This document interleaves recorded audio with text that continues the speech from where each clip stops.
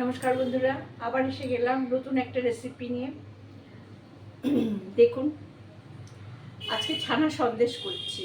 হ্যাঁ, ছানার সন্দেশটা কিভাবে করব একটু নতুনত্ব আছে। হ্যাঁ, সেদিন আমি চকলেট সন্দেশ করেছিলাম, কিন্তু আপনাদের দেখাতে পারিনি কি করে করেছি। আজকে পুরো তৈরি করাটা আমি আপনাদের আবার দেখাচ্ছি, হ্যাঁ, যাতে আপনারা হাতে কলমে করতে পারেন। হ্যাঁ, আর সেই সঙ্গে যারা নতুন ইউটিউবার হচ্ছে, মানে আগ্রহ প্রকাশ করছে করার জন্য, তাদেরকেও আমি দেখতে বলছি। স্কিপ করে যাবেন না, একটু দেখুন। আর সন্ধেবেলা আপনাদের সঙ্গে গল্প করতে তো ভালোই লাগে। সন্ধেবেলা হলেই কিন্তু আমরা বাঙালিরা ধূপধুনা দিই, আর ঈশ্বরের কাছে প্রার্থনা করি সংসার যাতে ভালো থাকে, তাই না? তো অনেক অনেক জীবনে অনেক অনেক ঘটনা আছে। আজকে এই রান্না করতে করতে আপনারা চোখ দিয়ে ভালো করে দেখবেন, রান্না করতে করতে আমি কিছু গল্প করব। হ্যাঁ, আপনারা শুনবেন আর রান্না দেখবেন। হ্যাঁ, এবার আমি স্টার্ট করছি। আচ্ছা, দেখুন বন্ধুরা, 1 লিটার দুধের ছানা। হ্যাঁ, 1 লিটার দুধের ছানা, সেটা আমি চিনি দিয়ে বসিয়ে দিয়েছি। হ্যাঁ, চিনি আর 2 চামচ চালের গুঁড়ো দিয়ে আমি বসিয়ে দিয়েছি। ময়দা, আটা এসব কিছু না, কর্নফ্লাওয়ার কিছু না। এটা চিনির আটা দিয়ে, চিনি দিয়ে আর একটু চাল গুঁড়ো দিয়ে বসে দিয়েছি। হ্যাঁ, 2 চামচ চাল গুঁড়ো, ছোট চামচের। হ্যাঁ, এই চামচে 2 চামচ চাল গুঁড়ো দিয়েছি। এটা একটু হবে। আর দেব, এই যে দেখছেন ক্ষীর, এটা 1/2 লিটার দুধের ক্ষীর করে নিয়েছি। হ্যাঁ, এই যে ক্ষীর, এই যে ক্ষীর করে নিয়েছি। আসলে পাতলা দুধ তো, ঘন ক্ষীর হতেই চায় না। হ্যাঁ, এই ক্ষীরটা আমি, এটা একটু হয়ে গেলে, একটু হয়ে গেলে তারপরে এইভাবে একটু আট হয়ে আসলে তারপরে আমি এটার ভিতরে ওই দুধটা দিয়ে দেবো। হ্যাঁ, আচ্ছা, দেখুন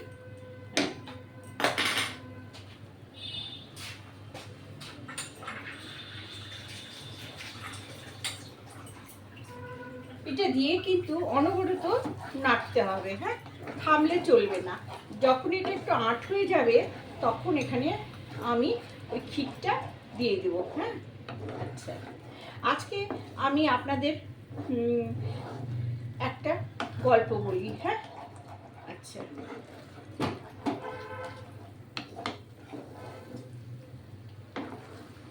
আমাদের বাড়িতে ছাদ বাগানে গাছ আছে, অনেক গাছ, আম গাছ টাম গাছ আছে। সেই আম গাছে একটা কাক, কাক মানে কাক, ওরা স্বামী স্ত্রী দুজনে বাসা বেঁধেছিল। হ্যাঁ, বাসা বেঁধেছে দুটো, ওদের বাসা খড়, মানে খড় কুটো যা পাই তাই দিয়েই তো বাসা তৈরি করে। তো আমাদের ওপরে ছাদ ঝাড় দেওয়ার জন্য যে ঝাঁটা আছে না, সেই ঝাঁটার ইয়েগুলো, কাঠিগুলো নিয়ে যায়, নিয়ে গিয়ে সেগুলো দিয়ে ঘর বানিয়েছে। তারপরে ওই বাসায় ডিম পেড়েছে, ডিমে তা দিয়ে এখন বাচ্চা হবে। তো তো যখন আমরা ছাদে জল দিতে যাই গাছে বা জামা কাপড় মেলতে যাই, আমাদের উড়ে এসে ঠুক্কর দেওয়ার চেষ্টা করে। হ্যাঁ, তো আমরা বুঝে যাই যে ওখানে ঠুক্কর দিচ্ছে। তো তখন আমরা মাথাটাটা সরিয়ে নিই। তো এই করতে করতে ওদের বাচ্চা, ডিম ফুটে বাচ্চাও হয়েছে। তখন আরো ওরা ওই গাছটাকে পাহারা দিচ্ছে। হ্যাঁ, তো এই করতে করতে মানে ছাদে কাউকে যেতেই দিচ্ছে না। আমার হাজব্যান্ড সবসময় তো বাগানের কাজ করে রিটায়ার্ড হয়ে যাওয়ার পরে, তো উনিও গেছেন, দেখুন এটা হয়ে এসছে। এর মধ্যে আমি এখন ক্ষীরটা দিয়ে দেবো। হ্যাঁ, তো উনি ছাতা নিয়ে প্রথম দিন গেছে, একটা ছোট্ট ঠোক্কর দিয়েছে, মানে একটু রক্ত বেরিয়েছে কিন্তু ফুটো হয়েছে। তো আমাকে সে বলছে এর মধ্যে কিন্তু চিনি দেওয়া আছে 5 চামচ। হ্যাঁ, 5 চামচ। আচ্ছা, তো তো আমার হাজব্যান্ড ফুটো হয়ে গেছে মাথাটা, আমাকে সে বলছে যে দেখো আমাকে না কাকে ঠোক্কর দিয়েছে। তা আমি তারপরে ওই মাথাটার ভেতরে ওষুধ দিয়ে দিয়েছি। হ্যাঁ, ওষুধ মানে ডেটল ফেটল দিয়ে ওটা পরিষ্কার করে দিয়েছি। দ্বিতীয় দিন গেছে, আবার ঠোক্কর দিয়েছে। হ্যাঁ, তো সেদিন আরো বড় করে দিয়েছে। তা আমি বললাম এ তো মুশকিল হলো, তাই বলে কি ছাদে কাজ করবে না? তখন ও বলেছে তুমি ছাতা নিয়ে যাও। তবে মাথায় ছাতা দিয়ে কি কাজ করা যায়?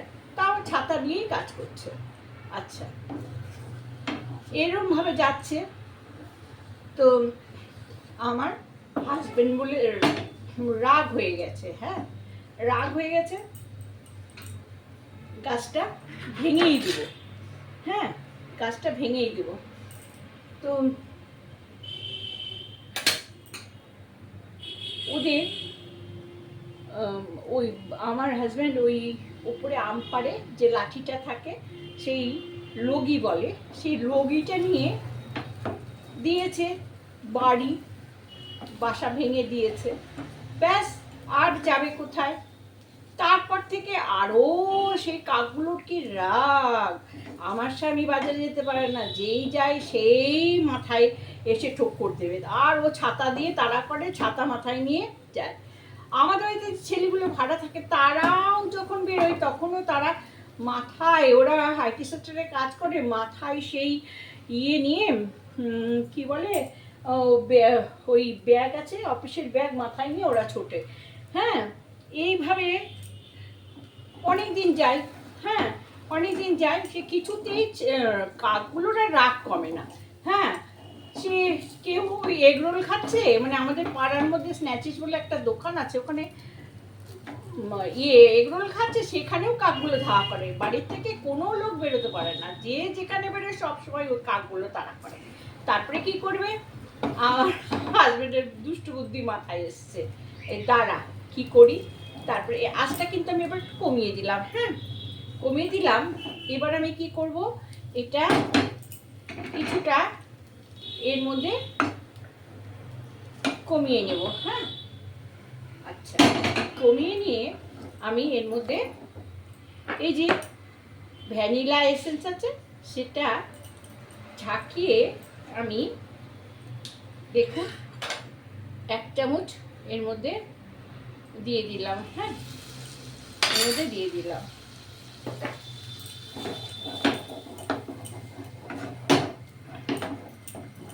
গন্ধটা ভালো হবে। হ্যাঁ, এটা কিন্তু পাক হয়ে গেছে। হ্যাঁ, আচ্ছা, এইটা আমি গ্যাসটা অফ করে দিলাম। এবার আমি একটা থালায়, দেখুন এই যে ঘি দেখছেন, ঘি লাগিয়ে নিলাম। হ্যাঁ, আমার ব্রাশ নেই সামনে, ঘি লাগিয়ে নিলাম। হ্যাঁ, আমাদের মারা সবসময় তো হাতেই করতো, তাই না কি? এখন এই যে সন্দেশটা করলাম, এই যে এটা ভ্যানিলা, এটা কি করব এখন এই থালার মধ্যে তুলে নেব। হ্যাঁ, এটা কিন্তু জমে যাবে। হ্যাঁ,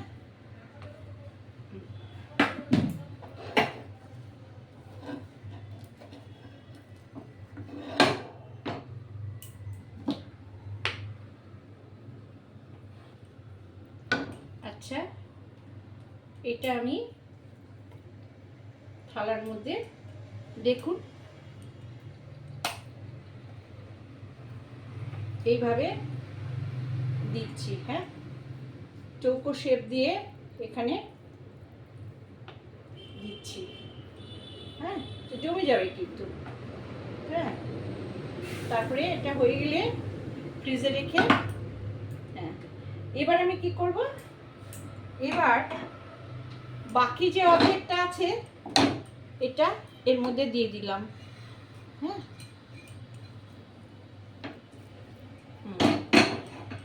দিয়ে দিলাম। আর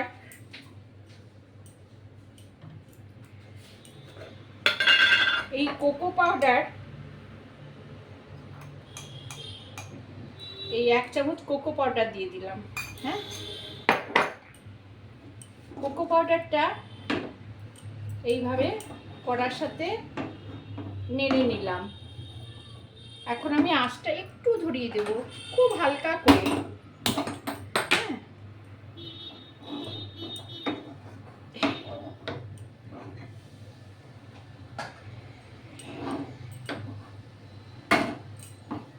দেখছেন কিভাবে আমি কোকো পাউডারটা এই চকলেট কেক সবসময় কেক করি তো, চকলেট সন্দেশ করছি, এটার সাথে নেড়ে নিচ্ছি। হ্যাঁ, দেখছেন, এটা নেড়ে নিচ্ছি। নেড়ে আমি দেখুন খুব সুন্দর করে নেড়ে নিলাম। হ্যাঁ, এটা গ্যাসটা অফ করে দিলাম। দিয়ে আমি এবার বড় প্লেট নেব। বড় প্লেটে এইটা সুন্দর করে আমি দেখাবো। আচ্ছা,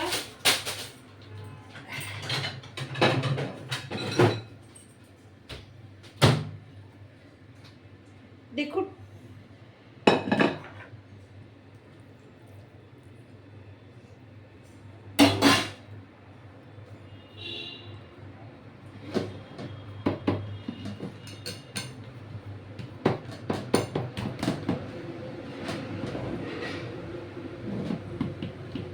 এবার আমি এই কেকটা এর মধ্যে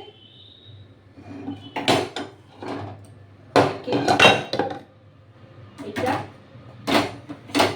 এত ছোট জায়গা পারি না।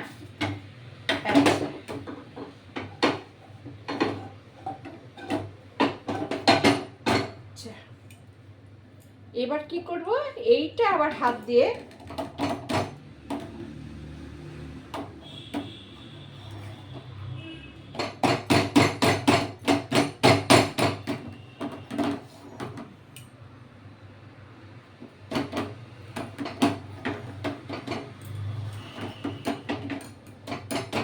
গরম কিন্তু, হ্যাঁ গরম, খুব গরম। এই যে এটা তৈরি করলাম, এটার উপরে আবার এই একটু ঠান্ডা না হলে উঠবেও না, এটার উপরে এটা পেস্ট করে দেবো। হ্যাঁ, এটা পেস্ট করে দেবো।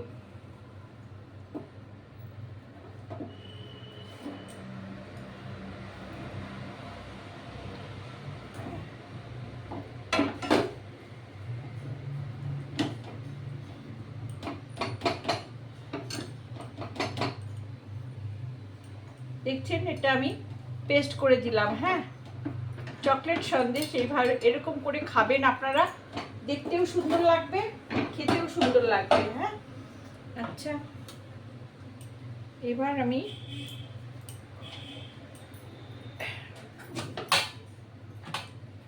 তারপরে কাকটা কি হলো জানেন তো, এরকম আমি সাইজটা করছি আর বলছি। কাকটাকে একটু আটার সাথে বিষ মাখিয়ে, মানে ইঁদুর মারা ওষুধ আর কি, মেরে ইঁদুর মারা ওষুধ আটার সঙ্গে মেখে ছাদের উপরে দিয়ে এসছে। তো এই কাকগুলো কা কা করতে করতে করতে করতে করতে করতে ও ওই যেই খেয়েছে তারপরে ওরা উড়ে পালিয়ে গেছে। হ্যাঁ, কাকা করতে করতেই পালিয়ে গেছে। আমি ডিমগুলো না নষ্ট হয়ে গেছিলো, ওদের কাকের বাচ্চাটা হয়নি, তাই ওদের এত রাগ ছিল। হ্যাঁ, পরবর্তীকালে অন্য কাক আবার এসে ওই গাছে বাসা করেছে, ওর বাচ্চাও হয়েছে এবার বাচ্চা নিয়ে তারপরে উড়েও গেছে। আসলে আম গাছগুলো তো খুব সুন্দর, ঝাঁকড়া, তো ওদেরও ভালো লাগে।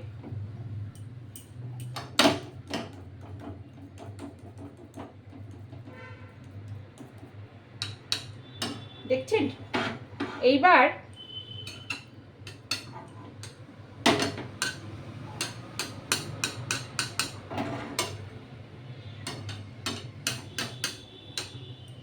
পিস করতে হবে। হ্যাঁ, পিস করে সঙ্গে সঙ্গে আমি দেখাতে পারবো না, ঠান্ডা হলে একটু ফ্রিজে রেখে দেবেন, জমে যাবে। হ্যাঁ, এইভাবে একটা সন্দেশ। হ্যাঁ, এটা গরম তো,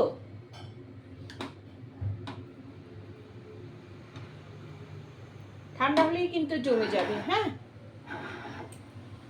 ঠিক আমি ঠান্ডা করে আবার আপনাদের দেখাবো। হ্যাঁ, ঠান্ডা না হলে এটা কাটাও যাচ্ছে না। ঠিক আছে,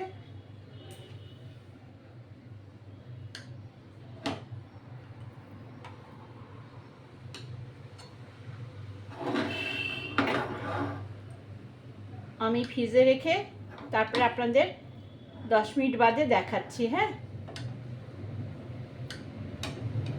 আমি সাজিয়ে দেখাচ্ছি। হ্যাঁ, দেখেছেন এইরকম হলো। এই যে এটা আমি এখন তুলে আপনাদের, খুব নরম, দেখাতে পারবো না। এই যে দেখছেন, এইরকম সন্দেশ হবে। হ্যাঁ, ঠিক এইরকম ঠান্ডা হলে একদম জমে যাবে, ফ্রিজে রাখতে হবে। দেখুন একদম নরম তুকতুকা এইরকম। হ্যাঁ, আমি এটা ফ্রিজে রেখে জমিয়ে আপনাদের দেখাবো। হ্যাঁ, 10 মিনিট বাদে আমি ফিরে আসছি। কাকের গল্প হলেও আমি আরেকটা গল্প বলবো, দাঁড়ান। আচ্ছা, রাখছি। হ্যাঁ, দেখুন বন্ধুরা, ফিরে আসলাম। এই যে সন্দেশ।